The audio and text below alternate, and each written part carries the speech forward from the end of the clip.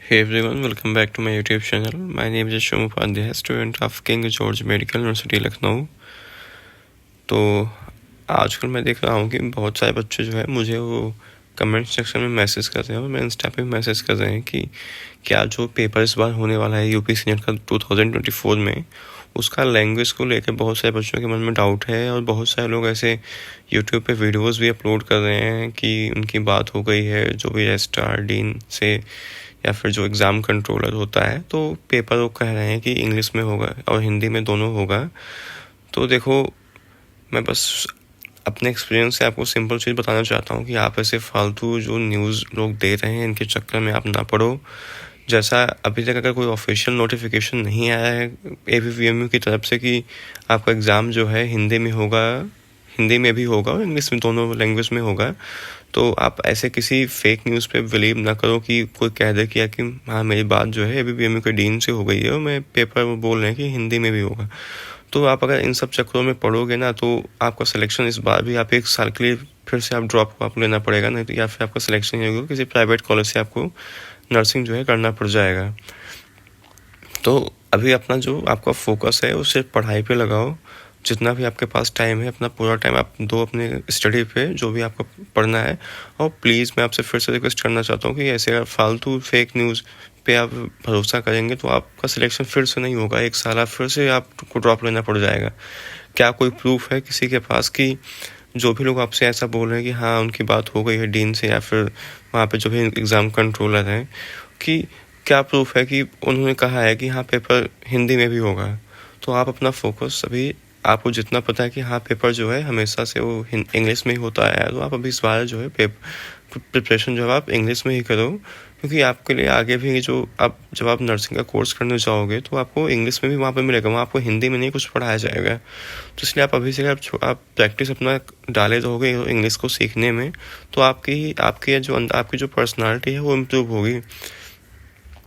मैं नहीं बोल रहा हूँ हिंदी ख़राब होता है और इंग्लिश अच्छा होता है, लेकिन अगर आपको एक आगे चल के ना आपको अपनी पर्सनालिटी जो है डेवलप करनी है तो आपको इंग्लिश सीखना पड़ेगा। मैं दोनों आप लैंग्वेज सीखो, हिंदी भी जानूँ इंग्लिश भी जानूँ।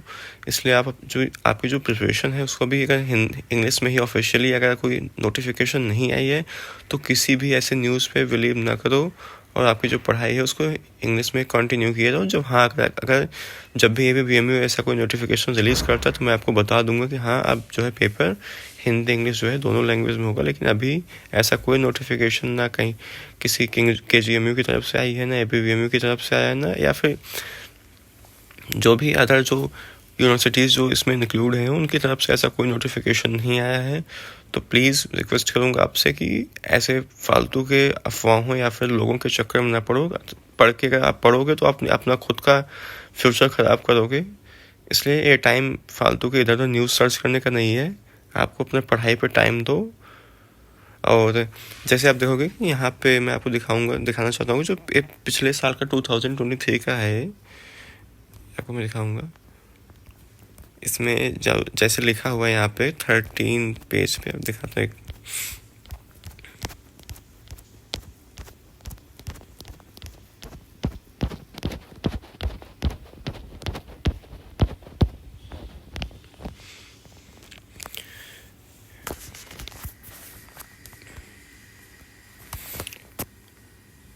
यहाँ पे आप देखोगे जो लिखा हुआ है कि मीडियम ऑफ एग्जामिनेशन,